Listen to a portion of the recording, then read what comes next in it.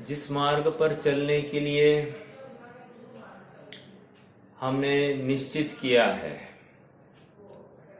आइए उस मार्ग पर चलने के लिए और संकल्परत हो जाते हैं और दृढ़ता से आगे बढ़ने के लिए अपना हौसला, अपना जोश द्विगुणित करते हैं।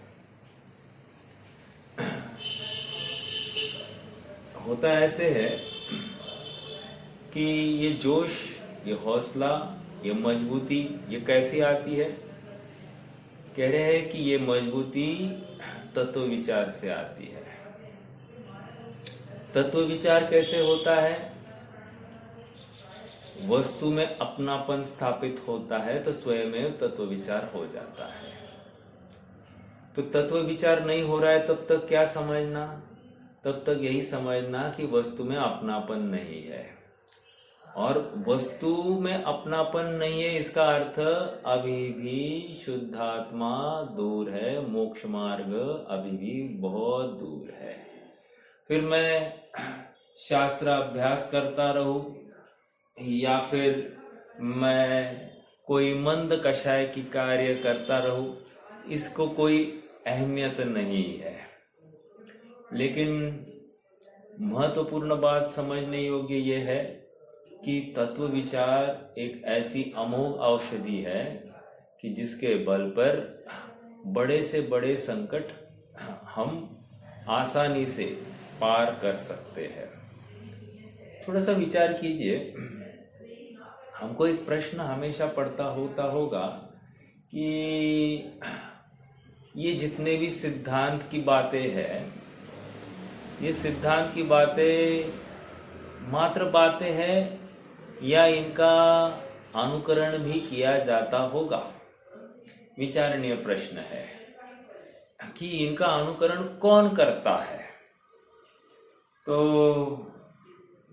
इसका जवाब इतना ही है कि हमारे जितने भी प्रथमानियों के ग्रंथ है, शास्त्र है, उसमें जो पुराण पुरुषों के चरित्र है या चारित्र है, ये क्या दर्शाते हैं? ये हम और आप जैसे एक साधारण पुरुष ही तो थे, गृहस्थ ही थे, और इन्होंने किस प्रकार आगे बढ़कर अपना काम साध लिया। और ऐसा नहीं सब उनके तो संघरण अच्छा था, वे उच्च कुल वाले थे, वे क्षत्रिय थे, ब्राह्मण थे, ऐसा नहीं।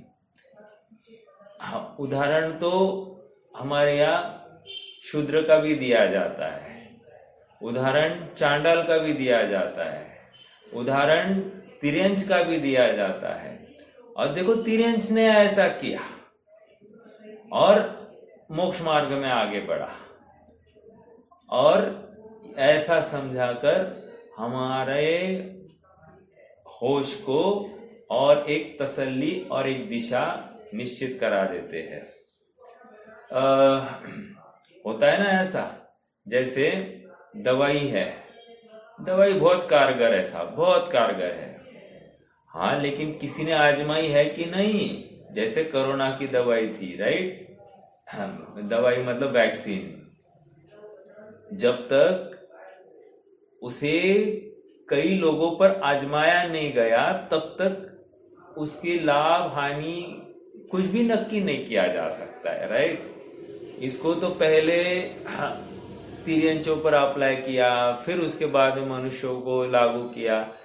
मुझे इतना ही कहना है कि ये दवाई कारगर है कि नहीं, ये कब नक्की हुआ? किसी ने उसका सेवन करके उसको लाभ हुआ, ये निश्चित होने के बाद में ही ना। हाँ, उसी प्रकार ये तत्व विचार रूपी औषधि ऐसी औषधि है कि जिसे अनंत जीवों ने अंगीकार किया और अंगीकार करके अपना जीवन सफल बनाया है, सार्थक बनाया है, और मोक्ष पथ पर चलकर आज मोक्ष अवस्था में सुस्थित बैठे हैं। और ऐसे अभी लाखों करोड़ों जीव है जो इस मार्ग पर चल रहे हैं। समझ में आ रहा है क्या? लाखों करोड़ों क्यों कहूं, असंख्यात जीव है ना?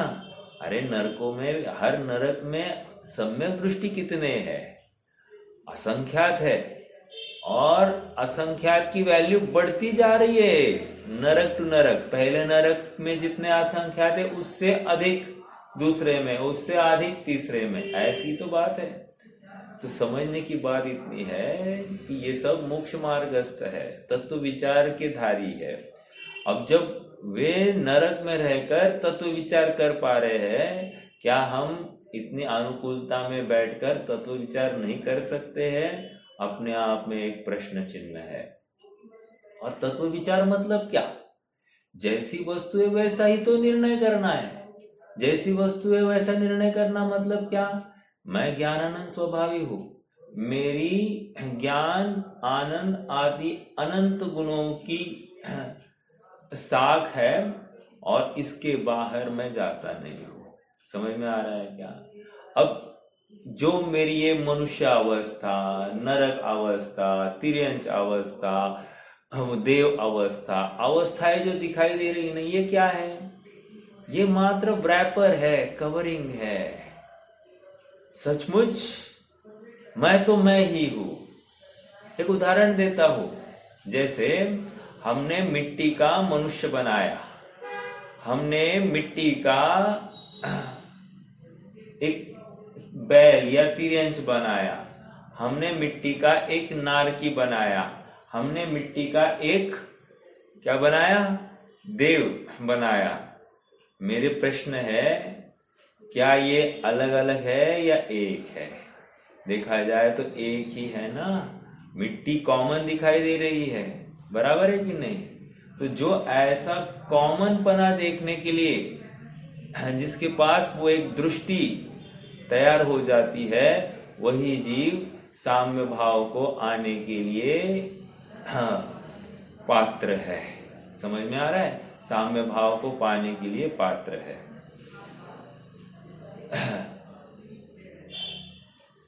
देखिए, दो बातें बताई गई है यहाँ पर, एक उत्सर्ग मार्ग और एक अपवाद मार्ग। मोक्ष मार्ग की ही चर्चा है। उत्सर्ग मार्ग सच्चा मार्ग है, निश्चय मोक्ष मार्ग है। और जो निश्चय मोक्ष मार्ग तो नहीं है, लेकिन निश्चय मोक्ष मार्ग का सहचारी होने से उस अपवाद मोक्ष मार्ग को भी टाला नहीं गया है, अर्थात उसको भी जगह दी गई है, अर्थात उसको परिग्रह के दायरे में नहीं लिया गया है। और ऐसा मोक्ष मार्ग जो है वो अपवाद मोक्ष मार्ग है, जहां पर 3 प्रकार के उपकरण साथ में रखे जा सकते हैं और उनका आवश्यकता अनुसार प्रयोग किया जाता है। कल हमारी चर्चा 224वीं गाथा के पश्चात जो जयसेनाचार्य के जो उनके ग्रंथ में जो छंद है, गाथाएं है, उनकी चर्चा हुई कि भाई ये स्त्रियों को अलग लिंग क्यों बताया गया है, प्रश्न या ऐसा खड़ा किया, और फिर उसके समाधान में आगे उत्तर दिए गए। संक्षेप में इतनी सी बात है कि स्त्रियों का संघनन हीन है, एक, स्त्रियों में प्रमाद अधिक होने की होता है ऐसा दिखाई देता है, 2, तीसरा वे पुरुषों जितना पुरुषार्थ नहीं कर पाती है, 3, 4 उनके शरीर के आश्रित अनेक समूर्छिन जीव अर्थात मनुष्य पुरुषों की अपेक्षा अधिक समूर्छिन जीव पाए जाते हैं।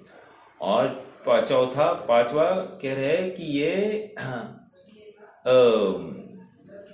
आकुल चित्त ज्यादा है, अर्थात वे निश्चल्य या फिर अपने स्वभाव को साधने के लिए इतने यूं कहिए कि उनमें वो सहजता नहीं पाई जाएगी जितनी पुरुषों में पाई जाएगी। सहजता का अर्थ यहाँ पर अलग रूप से लेना, अर्थात निश्चल्य नहीं है, इतना ही मुझे कहना है। क्योंकि निरंतर नग्नपने में अगर एक ही लिंग कहा जाए तो नग्न लिंग ही होगा। और नग्न लिंग अगर कहेंगे तो ये ऐसे नग्न लिंग में ये निरंतर आकुल चित्त ही बनी रहेगी। स्वभाव को ध्याने में थोड़ा सा उसमें बाधा खड़ी हो जाएगी। समझ में आया? ये कुछ बिंदु थे कल के विशेष गाथाओं के अंतर्गत। अब हमको थोड़ा सा आगे बढ़ना है।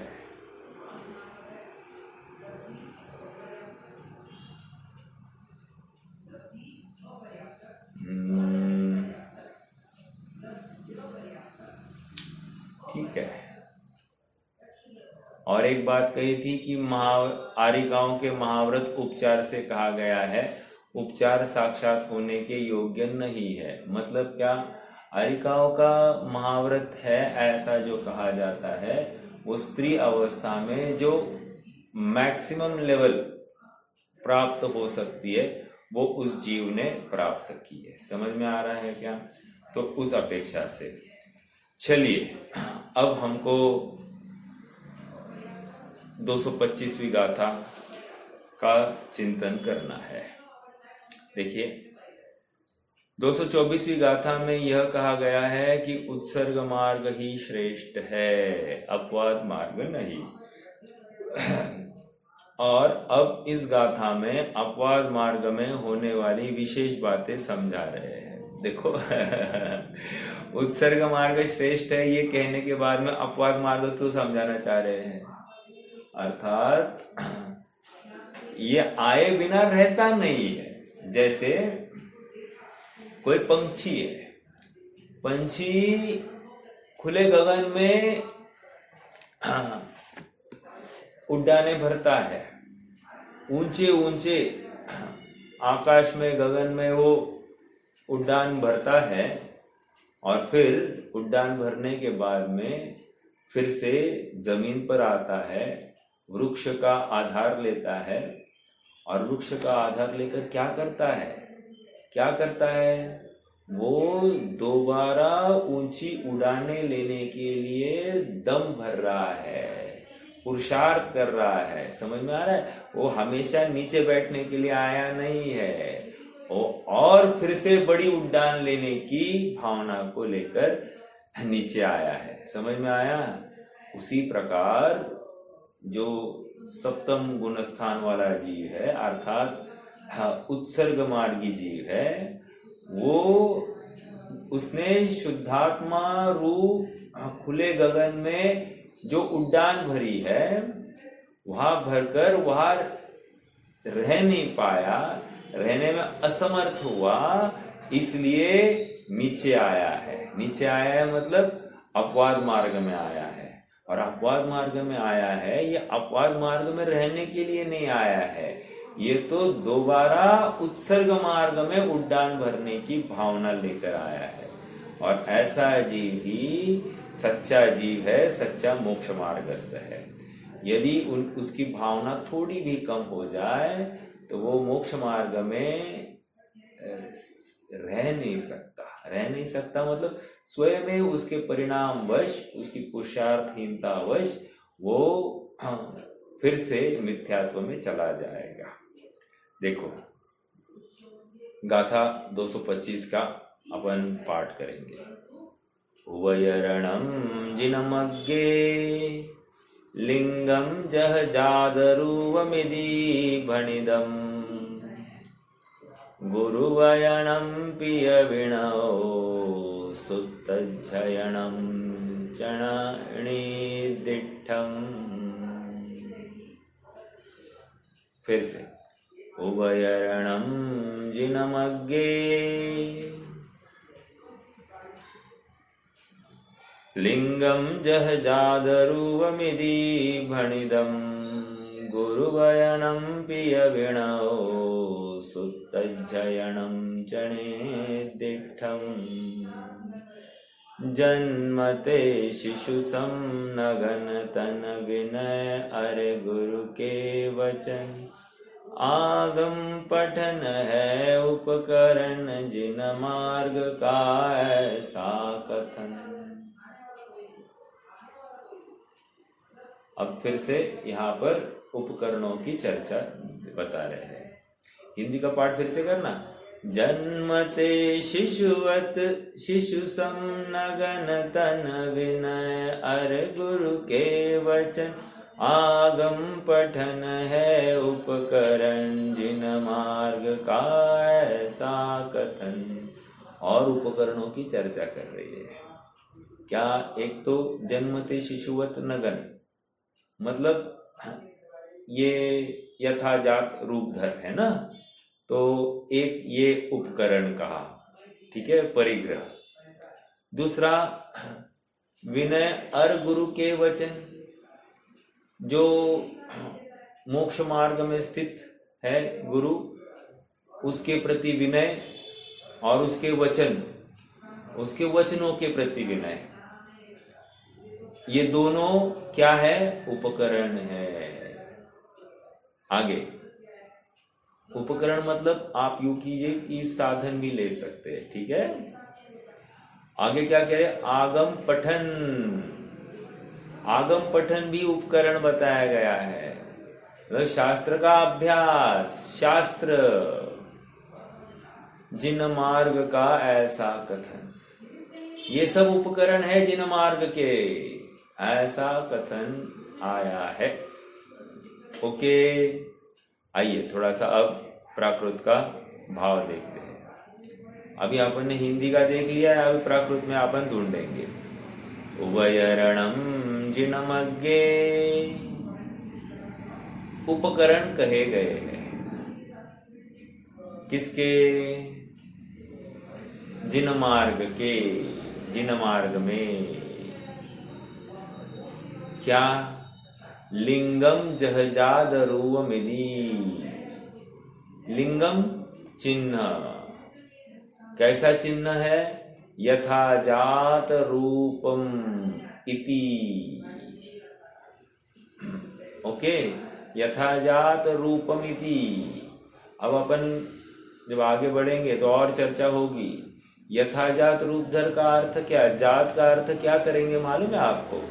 अभी बता देता हूं। जात के दो अर्थ करेंगे। जात यदि जन्म ऐसा लिया तो जैसे जन्म के काल में है वैसे अकिंचन, राइट, अन्य परिग्रह से रहित। जन्म के काल में क्या था? नंगा आया था कि नहीं? हाँ, बस ऐसी अवस्था वाला जो है वो कह रहे हैं यथाजात। ओके, तो जन्म संबंधी, जात का अर्थ क्या किया? जन्म। और यथाजात, जात का अर्थ स्वभाव भी होता है। जैसा स्वभाव है वैसा रूप को ध्या रहे हैं, अर्थात स्वाभाविक रूप को ध्या रहे हैं। स्वाभाविक रूप मतलब क्या? अपने शुद्धात्म रूप, अपनी ज्ञान मूर्ति को ध्या रहे हैं। समझ में आ रहा है क्या? तो ये हो गया यथाजात रूपधर। अब छठवा, ये जो पहला जो जन्म संबंधी कहा, वो तो छठवा गुणस्थान भी हो सकता है, आगे तो है ही है। अर्थात जब तक संसार अवस्था में तब तक तो छठवें और उसके आगे की बात है। लेकिन अगर स्वभाव लिया जाए तो सातवां और उसके आगे की बात आएगी। समझ में आ रहा है क्या? इतना सा अंतर है। यथाजात रूपधर, तो दो अर्थ अपन ने किए। क्यों मैंने किए? क्योंकि टीका में ऐसे अर्थ किए गए हैं। देखो, फिर से इसका पाठ करना है। उभयरणम जिनमग्गे लिंगम जहजादरुवमिदी भणिदम गुरुवयनम पिय विणो सुतज्जयणम चणे तिष्ठम जन्मते शिशु समनगन तन विनय अर गुरु के वचन आगम पठन है उपकरण जिन मार्ग का ऐसा कथ। जिन मार्ग में यथाजात रूप नग्न दिगंबर अवस्था को उपकरण कहा गया है। ये उपकरण मतलब परिग्रह, ये याद रखना। और उपकरण मतलब साधन भी कहा जाता है, ठीक है। तो इन साधनों का अवलंबन लेकर ही मोक्ष मार्ग में रहा जा सकता है। ये अब देखो, मोक्ष मार्ग में रहा जा सकता है ये कहकर ये क्या कहना चाह रहे, इतना ही कहना चाह रहे हैं कि मोक्ष मार्ग के साथ ये पाए जाते हैं। ठीक है, ऐसा हो ही नहीं सकता कि मोक्ष मार्गस्थ है और उनमें ये उपकरण नहीं दिखाई दे रहे हो, नहीं हो सकता। जिन मार्ग में यथाजात रूप नग्न दिगंबर अवस्था को उपकरण कहा गया है और गुरु के वचन 2, सूत्रों का अध्ययन 3 और विनय को भी उपकरण कहा गया है। ठीक है, अब इसको ऐसा भी लिया जा सकता है, गुरु गुरु गुरु का विनय और गुरु के वचनों का विनय। ठीक है, ऐसे भी 2 लगाओ तो भी कोई प्रॉब्लम नहीं। और सूत्रों का अध्ययन और विनय को भी उपकरण कहा गया है। ठीक है, आचार्य अमृतचंद्र की तत्व प्रदीपिका टीका में इस गाथा के भाव को इस प्रकार स्पष्ट किया गया है। अपवाद रूप अनिषिद्ध उपदी श्रावण्य पर्याय की सहकारी कारण के रूप में उपकार करने वाली होने से उपकरण है। क्या कहा, उपकार क्यों करते, उपकार करने वाली होने से उपकरण है, अन्य नहीं। उपकार का अर्थ क्या लेना,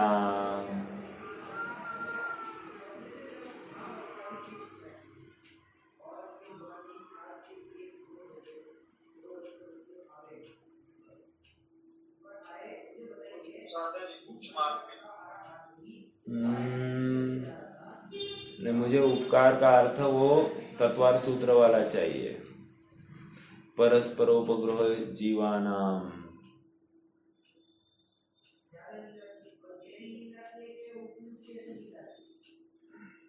उपकार वहां पर क्या अर्थ है, किसी को याद है?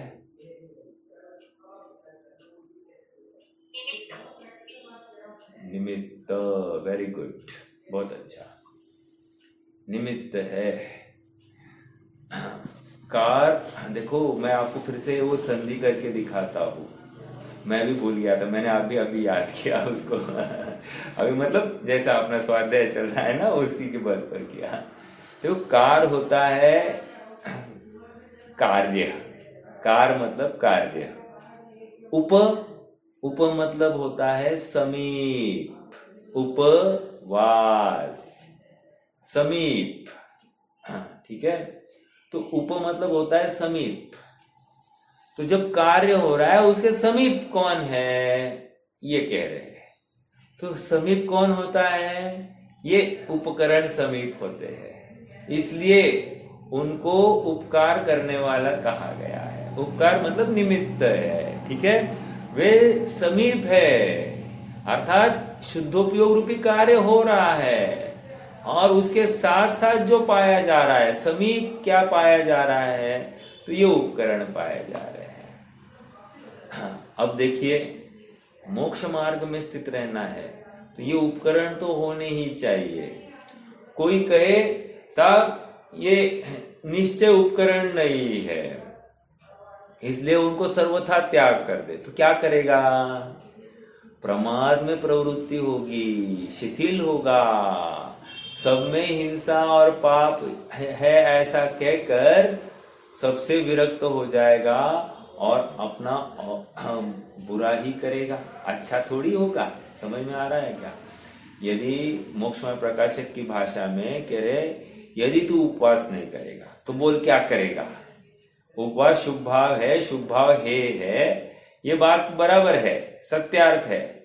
लेकिन यदि तू उपवास नहीं करेगा, ये शास्त्र अभ्यास, गुरु के वचन आदि में प्रवृत्ति नहीं करेगा, देव दर्शन आदि क्रियाओं में प्रवृत्ति नहीं करेगा, या शुभ भाव रूप जितने भी अनुष्ठान है, शुद्ध खान पान रूप, भोजन सामग्री के शुद्धिकरण रूप, पानी आदि के शुद्धिकरण रूप, इनमें प्रवृत्ति नहीं करेगा तो करेगा क्या? क्या करेगा? पाप में प्रवृत्ति करेगा ना। तो एक ही छंद याद रखना, वरम व्रतय पदम दैवम नाव्रतैर्वत नारकम छाया तपस्थयोर्भेद प्रतिपालयतोर महान। सब यदि तुम्हें रहना ही है, तुम्हें जाना ही है मार्ग में, तो तुम छाव में बैठकर जाओ। क्यों धूप में खड़े रहना, क्यों धूप में खड़े रहना? कॉमन सेंस की बात है, लॉजिकल बात है। और सुनो, ये एक बात कही। दूसरी बात, जब भी शुद्धोपयोग होगा इन उपकरणों की सन्निधि में होगा। अब तुम्हारे ये उपकरण दिखाई दे रहे हैं क्या? देखो, बहुत लॉजिकल ये गाथा साधारण नहीं समझना। जो जो निश्चयाभासी है, जो जो उड़ा देते हैं व्यवहार को, शुभ भावों को, शुभ भाव रूप क्रियाओं को, उनके मुंह पर यह गाथा चिपका दीजिए। बताओ इसका अर्थ क्या है, उनको करने को बोलो। और ये कौन लिख रहा है? मैं नहीं लिख रहा हूं, ये कुंद कुंद स्वामी लिख रहे हैं, जिन्होंने समयसार ग्रंथ भी लिखा है। और जिनका समयसार ग्रंथ पढ़कर जितने लोग स्वच्छंदी हुए हैं, उन सबके सामने ये गाथा एक प्रूफ के रूप में दिखाई जाए कि ये भी गाथा इन्हीं संत ने लिखी है। हाँ, तो शुभ भाव को उड़ाने वाला ये अत्यंत अत्यंत स्वच्छंदी जीव है। इस जीव की तो कभी भी कहीं भी ठौर नहीं है। समझ में आ रहा है क्या? हाँ, एक प्रश्न, मैं एक सभा में बैठा था, वहां के विद्वान ने एक प्रश्न पूछा। प्रकरण चल रहा था निश्चयाभासी का। उन्होंने पूछा, बोलो सुधरने के अवसर किसके ज्यादा, निश्चयाभासी के या व्यवहाराभासी के? डिपेंड्स। वैसे देखा जाए तो निश्चयाभासी भी भटक सकता है, व्यवहाराभासी भी भटक सकता है। ऑप्शन पूछा, रखा गया, सुधरने के अवसर किसके ज्यादा, निश्चयाभासी के या व्यवहाराभासी के? आपको क्या, वैसे मैंने पहले भी पूछा है शायद, आज फिर से पूछता हूं, आपको क्या लगता है, निश्चयाभासी सुधरेगा या व्यवहाराभासी सुधरेगा? कौन जल्दी सुधर सकता है? वैसे एक आंसर तो ये है कि कोई भी सुधर सकता है, बट हाँ, व्यवहाराभासी। कारण क्या है? इसकी कषाय मंद है। कषाय मंद है, इसीलिए मंद कषाय में ही सत्यार्थ बात ग्रहण करने की, समझने की सामर्थ्य उत्पन्न होती है। तीव्र कषाय वाले के थोड़ी होने वाली है। एक अभी एक प्रवचन किसी विद्वान का ही सुन रहा था, जो अपने मिशन के ही है। अपना मिशन कहने में कोई बड़ी बात नहीं है। एक विद्वान का सुन रहा था। अब क्या कह रहे हैं देखो, कह रहे हैं कि स्थावर का त्याग कहाँ होता है? प्रश्न फिर से हाँ, ये बहुत मुश्किल आंसर है ये, देखा जाए तो, क्योंकि समझाना बहुत सरल नहीं है ना जीव को, और जीव की भावना स्वच्छंदता की है। स्थावर का त्याग कहाँ होता है?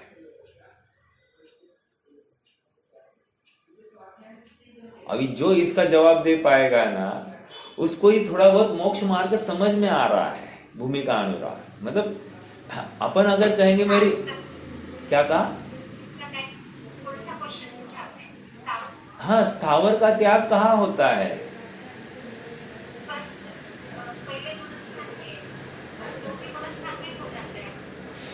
अभी दो आंसर दिए आपने, दो आंसर दिए।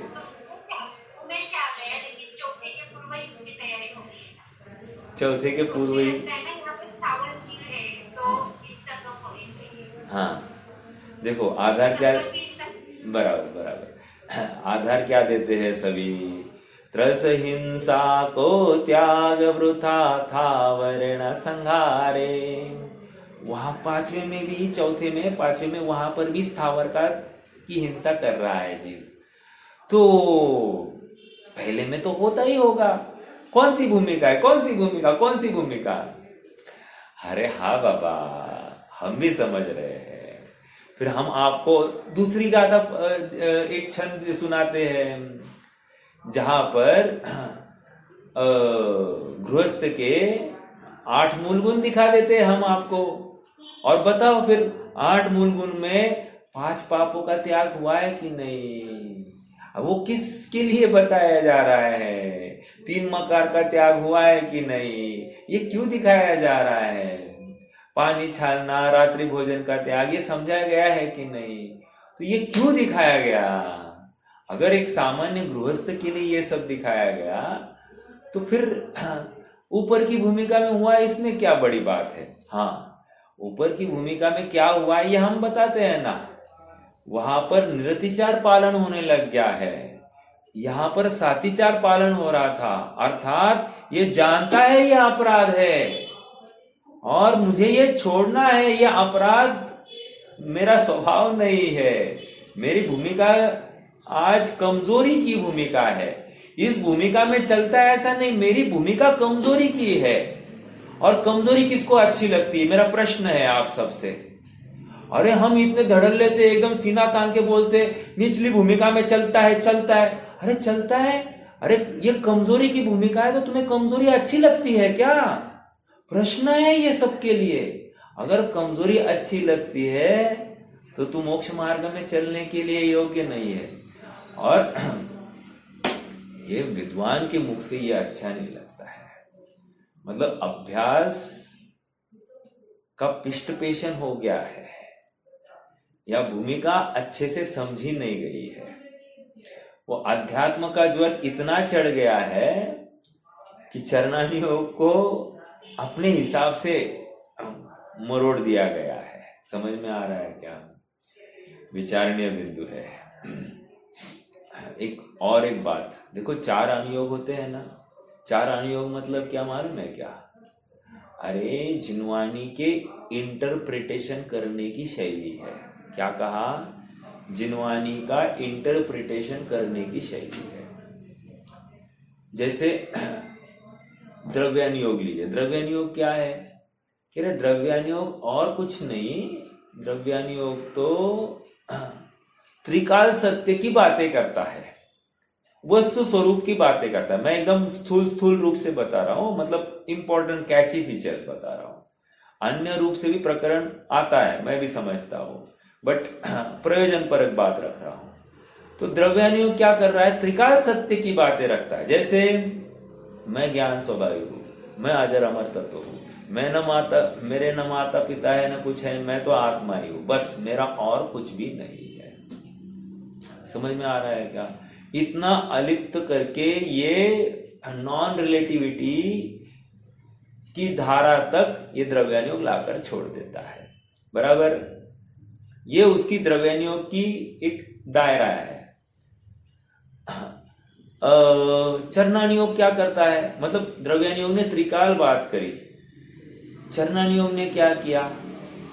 चरणानुयोग वर्तमान में मुझे कैसा वर्तन करना है ये दिखा रहा है। समझ में आ रहा है? ये चरणानुयोग की बातें है।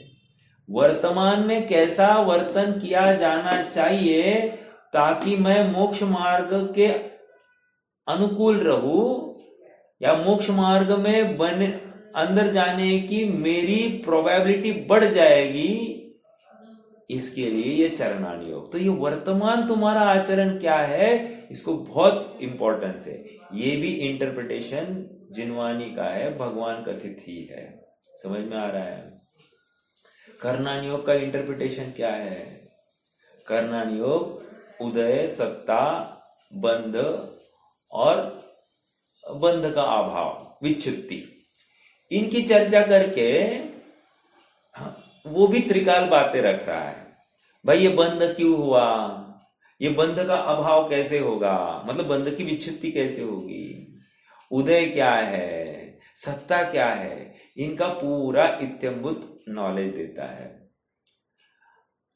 ये तीनों जो है ना, द्रव्यानुयोग, चरणानुयोग, कर्णानुयोग, ये है सिद्धांत रूप, सिद्धांत। ओके, अर्थात यूं कहिए कि डायरेक्टिव्स है, डायरेक्शंस है। और इन डायरेक्शंस पर कोई चल सकता है क्या? कोई चलता होगा क्या? इसके लिए सिद्धांत के उदाहरण के रूप में प्रथमानुयोग रखा गया। कोई करता है क्या ये सब बातें? आजकल कौन करता है? अपन हमेशा ये पूछते हैं कि नहीं, आजकल कौन करता है ना? तो आजकल कौन करता है? करता है यथा योग्य स्थान में कोई ना कोई करता हुआ पाया जाएगा। तुम नहीं करते हो इसका मतलब कोई नहीं करता ऐसा नहीं है। समझ में आ रहा है? और करो नहीं करो, मान्यता की कौन सी रखनी है, इसको महत्व है। अगर देखो कोई गे रहा है, कोई शराब भी पी रहा है और ये शराब गलत है, ये हानिकारक है, योग्य नहीं है, मुझे लेने योग्य नहीं है, ऐसा जीव योग्य है, मतलब सुधरने का पात्री है, या फिर ये तो चलता ही है, इतना तो लेना ही पड़ता है, नहीं तो फिर कहाँ है, फिर क्या फायदा अपना ये मनुष्य भाव लेकर, क्या फायदा पैसे कमाकर, क्या फायदा सब अनुकूलता आदि लेकर। समझ में आया? तो एक ऐसी विशिष्ट जाति और एक ऐसी विशिष्ट जाति है, दोनों शराब का सेवन कर रहे हैं। अब इसमें से सुधरने के अवसर किसके हैं? जिसके ज्ञान में, जिसके बुद्धि में इतनी बात पड़ी है कि शराब तो सेवन करने योग्य नहीं है ना? जो ये करा कि नहीं ये करना ही चाहिए उसको, वो तो बहुत दूर चला गया है। बराबर है कि नहीं? एक लड़का है, दो लड़कों को ले लेंगे। एक लड़का व्यसन में लग गया है, एक लड़का अपने माता पिता के आशीर्वाद लेकर घर के बाहर निकलता है, हालांकि वो भी व्यसनाधीन है। और दूसरा लड़का है, ना माता पिता के पैर छूता है, ना कुछ करता है, और वो भी व्यसनाधीन है, वो भी घर के बाहर निकलता है। प्रश्न ये है कि दोनों में अंतर क्या है? मतलब व्यसन मुक्ति की संभावना किसकी ज्यादा दिखाई देती है? जो माता पिता के पास आ रहा है वही ना, अर्थात अभी भी पॉसिबिलिटी है, अभी तक मरा नहीं है, ये समझना। मैं एक घटना आप सबके साथ में साझा करता हूं, सच्ची घटना है। मैं जॉब करता था और मेरा बॉस था एक गांगुली, और वो क्या हुआ कि वो बचपन से ही उनकी माता गुजर गई थी, तो मेरे ख्याल से 6th स्टैंडर्ड से ही उसके पिता ने उनको हॉस्टल पर रखा था।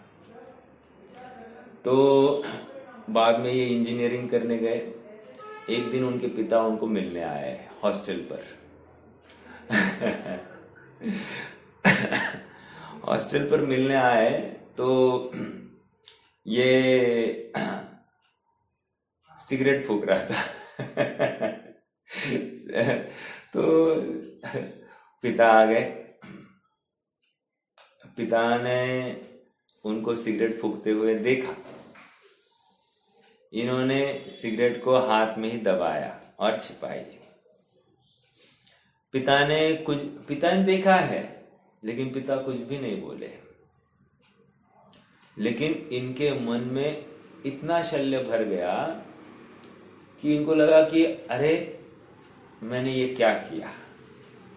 और उस दिन से इन्होंने तय कर दिया कि भाई अपने को सिगरेट नहीं लेनी है, और छोड़ दी उन्होंने। देखो कैसी घटना है और कैसा परिवर्तन हो जाता है, कैसा किस जीव का पुरुषार्थ कैसे होता है, ये एक घटना मैं आपके सामने रख रहा हूं। और बस जीवन भर फिर आगे उन्होंने कभी भी उसका सेवन नहीं किया। रोहित भाई आपका माइक म्यूट कर दीजिए। तो कहने की बात इतनी है, जिसको थोड़े बहुत भी संस्कार है, संस्कार मतलब शुभ भाव में प्रवृत्ति है, उसकी ही सुधरने के अवसर अधिक है। इतनी चर्चा मैंने क्यों की? ये उपकरण के ऊपर से की, अर्थात इनमें प्रवृत्ति साधारण नहीं है। एक अब दूसरी बात, अब उपकरणों में भी हमारे डिस्टिंग्विशिंग फैक्टर्स होते हैं। किसी किसी को प्रथमानुयोग ही अच्छा लगता है, द्रव्यानुयोग बोरिंग लगता है, कर्णानुयोग तो महाबोरिंग लगता है, चरणानुयोग तो कौन करता है आजकल, ऐसी बातें हैं। किसी किसी को मात्र द्रव्यानुयोग का ही ज्वर चलता है, बाकी तीन अनुयोग देखना ही नहीं है। कौन ये आंकड़े वाकड़े देखते बैठे वो कर्णानुयोग के, नहीं नहीं नहीं, याद नहीं रहता, छोड़ दो। कौन चरणानुयोग में कौन पानी छानते बैठेगा साहब, दिन में आज 5-6 घंटा इसी में खत्म होगा तो बाकी का काम कौन करे? बाकी काम है क्या तुम्हारे पास में? तो तुम्हें अगर ये नहीं करना है तो करना क्या है? तो चरणानुयोग भी कोई पक्ष है और किसी किसी का पक्ष मात्र चरणानुयोग होता है, द्रव्यानुयोग नहीं देखना, ये नहीं देखना, वो नहीं देखना। तो बहुत विडंबना है। ये सारे के सारे इंटरप्रिटेशंस भगवान की वाणी के ही है और भगवान की वाणी सर्वसमावेशक है, अर्थात प्रत्येक अंग समझने योग्य है और उसको समझकर अपने जीवन में कैसे सुधार लाया जा सकता है इसका विचार इस जीव को करना है। इसी को तत्व विचार के योग्य जीव बोला गया है। तत्व विचार के योग्य कौन आगे बढ़ेगा? जिसको चारों अनुयोग का भाव अर्थ समझ में आया है। जिसको मात्र द्रव्यानुयोग समझ में आया वो तत्व विचार करेगा, जिसको मात्र चरणानुयोग का ही पक्ष है वो भी तत्व विचार करेगा। अरे तत्व विचार मतलब बैलेंस बिठाना है कि जब मेरी व्यवहार पक्ष की बहुलता है तब व्यवहार पक्ष की बहुलता को घटाने के लिए मैं निश्चय पक्ष बहुल शास्त्रों का अभ्यास करूंगा और ये बैलेंस बिठाऊंगा। जब मेरे निश्चय पक्ष की अधिकता है तो व्यवहार पक्ष बहुल शास्त्रों का स्वाध्याय करके या उसके अर्थों का विचार करके मैं अपने इम्बैलेंस को फिर से बैलेंस करूंगा। प्रयोजन क्या है? द्रव्यानुसारी चरणम, चरणानुसारी द्रव्यम, अर्थात येन केन प्रकार से मुझे शुद्धात्मा की प्राप्ति करनी है। समझ में आ रहा है क्या? ये जिसको ध्येय है, जिसको सचमुच शुद्धात्मा की लगन लगी है, जिसको सचमुच संसार दुख रूप भाषित हो रहा है, जिसको स्वभाव की वो ऐसी लागी लगन, वो आ गया ना, मीरा हो गई मगन। अभी ऐसे ही लगाओ ना, ऐसी लागी लगन मतलब अपने स्वभाव की ऐसी लगन लगनी चाहिए। लगन मतलब क्या होता है? लगन मतलब रुचि। जहां पर अपनत्व होता है ना वहां पर ही भार भाषित नहीं होता। जहां पर भार भाषित होता है ना, समझ लेना वहां पर अपनत्व नहीं है। जैसे माँ अपने बच्चे की टट्टी पेशाब साफ करती है ना, क्यों करती है? वो उसको बहुत अच्छा लगता है क्या? नहीं लगता, फिर भी वो करती है कि नहीं? क्यों कर रही है? अपना है इसलिए। अब पराया हो तो क्या करेगी? भले अपने गोद में होगा, पराया बच्चा अपने गोद में है, अब उसने टट्टी पेशाब की, क्या करेगी? निकालेगी या जिसका है उसके हवाले करेगी? जिसका है उसके हवाले करेगी कि नहीं? समझना क्या है, जहां पर अपनत्व है वहां पर ओनरशिप अपने आप आ जाती है, स्वामित्व अपने आप आ जाता है। अपने आत्मा में अपनत्व हो तो फिर ये पानी छानने रूप क्रिया है, ये अभक्ष सामग्री का त्याग करने रूप क्रिया, भक्ष सामग्री का ही सेवन करने रूप क्रिया, शुद्धात्मा को ध्याने रूप प्रवृत्ति, सामयिक में प्रवृत्ति, मंद कषाय रूप प्रवृत्ति, ये स्वयं हो जाती है। इन संबंधी गुरु देव शास्त्र गुरु संबंधी विनय स्वयं होता है। शास्त्र अभ्यास में प्रवृत्ति स्वयं होती है, भार नहीं। आज मुझे मैंने नियम लिया है कि 2 पन्ने पढ़ने ही चाहिए, अब मुझे ये पढ़ना ही पड़ेगा। आज मैंने ये माला फेरने का वो नियम है मेरा, इसलिए ये लेना करना पड़ेगा। अरे नहीं नहीं नहीं नहीं नहीं, नहीं ये बातें नहीं चलती है। क्या करे, देव दर्शन के बिना हम कुछ खाते पीते नहीं है ना।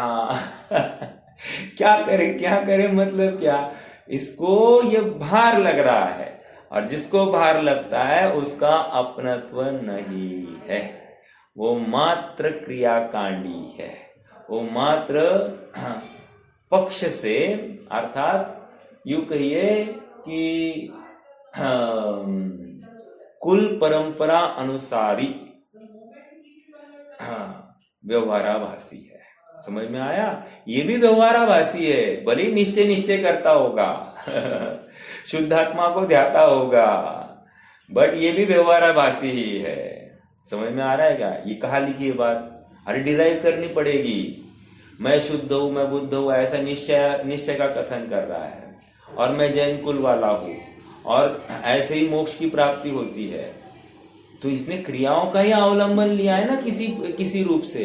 तो क्रियाओं का अवलंबन भले ही वो मन के स्तर पर चिंतन की बातें है, बट वो भी एक मैं जैन हूं इसलिए मुझे इसी प्रकार से शुद्धात्मा को ध्याना है, अन्य प्रकार से नहीं। तो ये भी क्या है, कुल परंपरा से ही अपने धर्म को साध रहा है। तो इस न्याय से ये मुसलमान भी कुल परंपरा से अपने धर्म को साध रहे, सिख भी या फिर क्रिश्चियन भी अपने कुल परंपरा से वे भी साध रहे हैं। तो उनमें और तुम में फर्क क्या हुआ?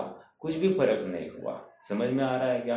तो कुल परंपरा से नहीं, निष्पक्ष बुद्धि से अपने स्वभाव की प्राप्ति हेतु, अपना स्वभाव में वहां पर अपनत्व हेतु ये प्रवृत्ति जब होती है, तभी ये जीव शुद्धात्मा को ध्या सकता है। समझ में आ रहा है क्या? अन्य प्रकार से नहीं ध्या सकता। और नहीं है मतलब अन्य प्रकार से नहीं, और अन्य क्रिया से भी नहीं। हाँ, समझ में आ रहा है? ये बहुत विचारणीय बिंदु है। चलिए आगे बढ़ते हैं अपन।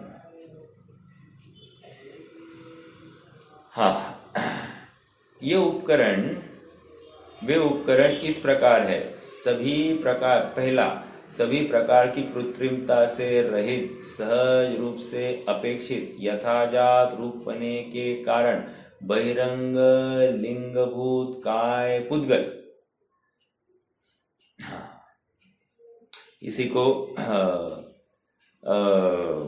पंडित साहब ने पंच परमेष्टि के स्वरूप जो उठाया है, पहला, दूसरा, तीसरा पेज, वहां पर सब यही बातें चल रही है।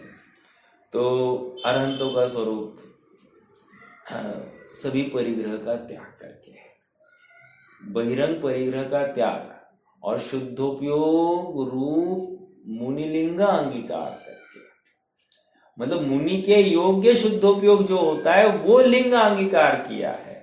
तो दो लिंग किए, एक तो बहिरंग परिग्रह का त्याग, नग्नता तो आ ही गई, और दूसरा यहां पर अंतरंग की बात भी कर रहे हैं, राइट, शुद्धोपयोग की बात।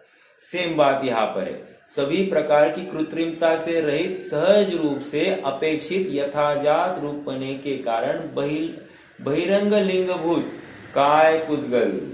पहले बहिरंग लिंग की चर्चा करी, ठीक है। और एक महत्वपूर्ण बात आ रही है, सभी प्रकार की कृत्रिमता से रहित। कृत्रिमता से रहित मतलब क्या? कृत्रिमता से रहित मतलब क्या? नाटक नहीं है। समझ में आ रहा है क्या? नाटक नहीं मतलब क्या? होता है ना, जैसे हम भी बच्चे पढ़ाई कर रहे होंगे, कोई आने की आहट हो गई, पढ़ना चालू कर दिया, ये क्या है? नाटक। और फिर कोई नहीं है तभी टाइम पास चल रहा है। समझ में आ रहा है क्या? तो ये कृत्रिमता हो गई। ये क्या हो गया? छलावा है। किसको छल रहे हैं? अरे स्वयं को ठग रहे हैं किसी और को ठग नहीं रहे हैं। दूसरे को ठग कर क्या मिलने वाला है? स्वयं ठगा जा रहा है, और स्वयं को लगता है कि मैं दूसरे की दृष्टि में बड़ा हूं। तो ये गलत। तो सभी प्रकार की कृत्रिमता से रहित, एक। दूसरा क्या कह रहे हैं उसी पॉइंट में, सहज रूप से अपेक्षित यथाजात रूपने के कारण। सहजपने से अपेक्षित यथाजात रूपने के कारण मतलब क्या? सहजपना क्या है? ये विचारणीय बिंदु है। सहजपना मतलब क्या? आपको क्या लगता है सहजपना मतलब क्या क्या ले सकते हैं? बोलिए, सहजपना मतलब क्या क्या ले सकते हैं यहां पर बहिरंग रूप में? बहुत बड़ा पेटा है, बहुत बड़ा पेटा। हाँ बोलिए। 28 मूल गुणों का पालन। हाँ, सहज रूप से कह रहे हैं आप। ओके, और बोलिए।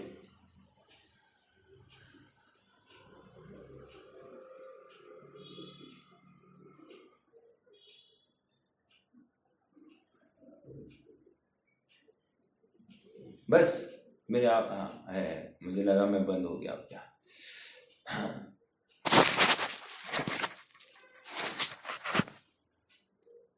देखो, सहज रूप से मैं बताता हूँ थोड़ा सा, मैं थोड़ा सा खोलता हूँ। 28 मूल गुणों का पालन कहकर कोई दिखावटी भी 28 मूल गुण कर सकता है ना, बात ये है। तो यहाँ पर सहज ये शब्द डालकर क्या कहना चाह रहे हैं मालूम है क्या? संसार विषय भोगों के प्रति रुचि नहीं है। समझ में आ रहा है? दूसरी बात, इसको ले सकते हैं कि इनको इंद्रिय के प्रति ममत्व नहीं है, इंद्रियों के विषयों के प्रति भी ममत्व नहीं है। समझ में आ रहा है क्या? ये अपनी पुरुष पर्याय है, स्त्री पर्याय है, तिर्यंश पर्याय है, या देव पर्याय है, नरक पर्याय है, सब में वो अब समानता देख रहा है। अर्थात जीव देखने की उसकी ताकत हो गई है। हालांकि ये जाएगा थोड़ा अंतरंग में, बट सहजपना कब आएगा? सहजपना तभी आएगा जब उसको स्वभाव का निर्णय हो गया है। अपना स्वरूप ऐसा ही है, ये परिग्रह अपना स्वभाव नहीं है। इस परिग्रह के होने नहीं होने से मेरे सुख की हीनादिकता नहीं है। नहीं 1 करोड़ होते तो अच्छा, 50 लाख है तो कम है, ऐसा जो बोल रहा है ना, तो इसकी सच्ची रुचि नहीं है। समझ में आ रहा है क्या?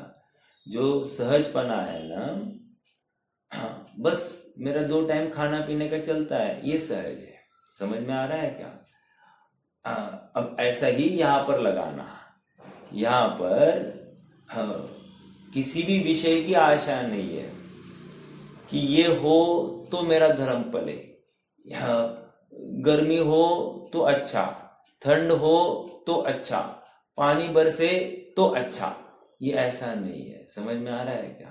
तो ये सहजपना, बाहर के संयोगों को लेकर इनको कुछ भी आकुलता नहीं है। या परिचय आदि की बात लीजिए, या फिर खान पान की बात, अर्थात वहां पर 46 दोष और 32 अंतराय अगर आ गए तो, 46 दोष में से एक आध दोष लग गया तो, 32 अंतराय में से एक आध अंतराय आ गई तो, अरे कितनी आड़ंगे हैं उनकी आहारचर्या में।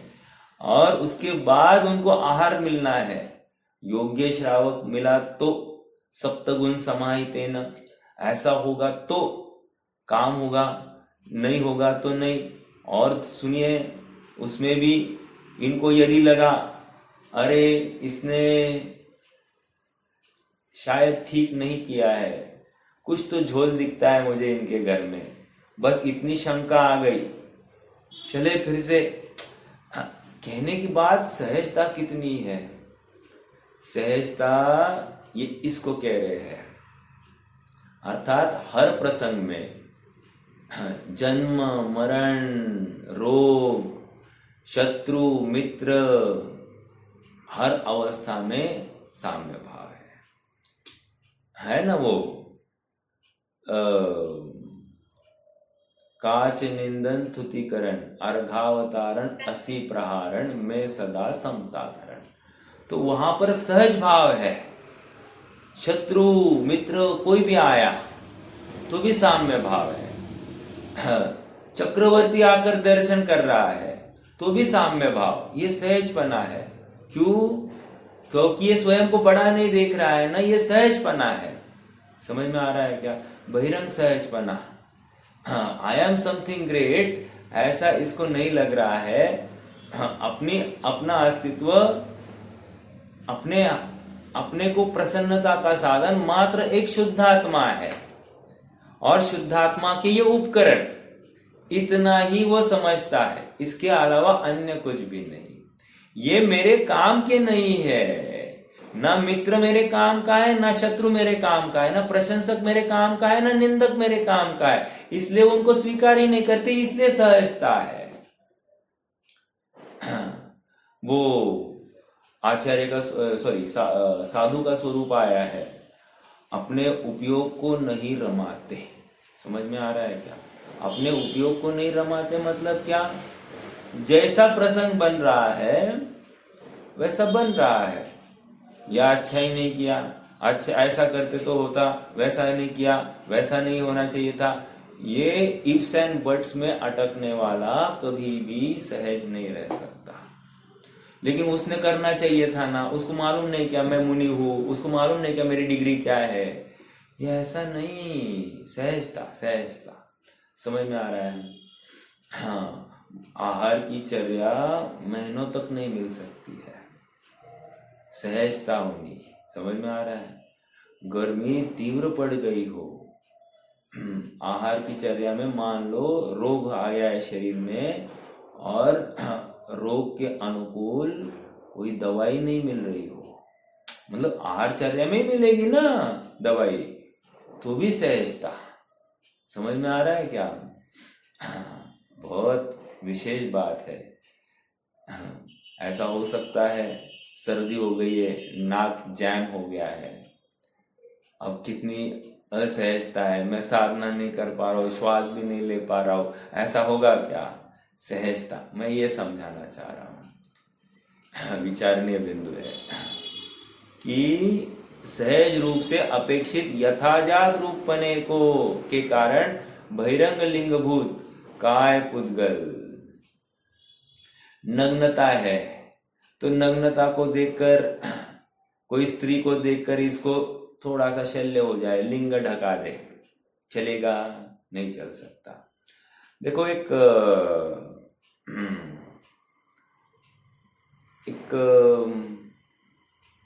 महात्मा गांधी के एक फॉलोअर है कालेकर, मैं उनका नाम भूल रहा हूँ।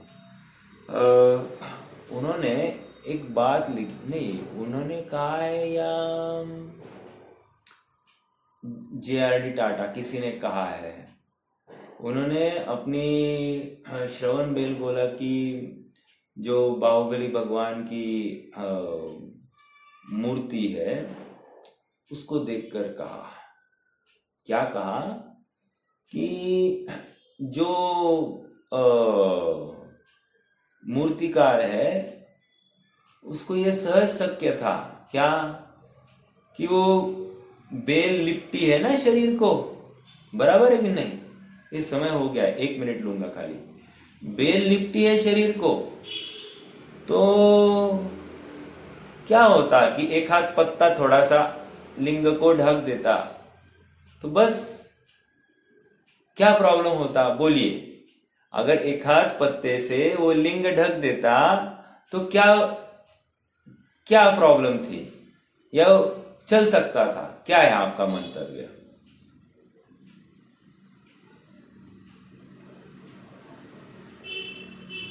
बोलिए। क्या कहा? यथाजात अर्थात पूरे दिगंबरत्व की हत्या हो जाती। समझ में आ रहा है क्या? कितना महत्वपूर्ण है, उसने पूरे शरीर को बेल लिपटी लेकिन लिंग को नहीं ढका है, अर्थात दिगंबरत्व सुरक्षित रखा है। मुझे इतना ही कहना है कि ये नग्नता में सहजता है। किसी को देखकर लिंग ढकाने का भाव आया मतलब शल्य है। तुम्हें अभी तक यथाजातपना समझ में नहीं आया है। ओहो, जबरदस्त बातें हैं, करेंगे चर्चा। आज रुकते हैं, कोई प्रश्न है तो रख सकते हैं।